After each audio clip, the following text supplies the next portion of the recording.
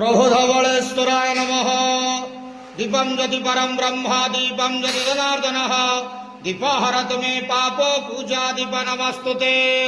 बाबा धवलेश्वर महाप्रभु संसार सुखी रख। आज पवित्र श्रावण मासर प्रथम सोमवार प्रतिपदा तिथि रे समस्त भक्त मानकर मनस्कामना पूर्ण कर। समस्त भक्त मानक आशीर्वाद कर। कर्म क्षेत्र नदी कर। ग्रहरिष्ठ मान खंडन कर। बाबा धवलेश्वराय नमः। बाबा धवलेश्वराय नमो नमः। प्रभु नमः शिवाय संताय करणाय त्रिविताय जटाधराय हर हर महादेव शिव शंभो महाप्रभु धवलेश्वराय नमो नमः।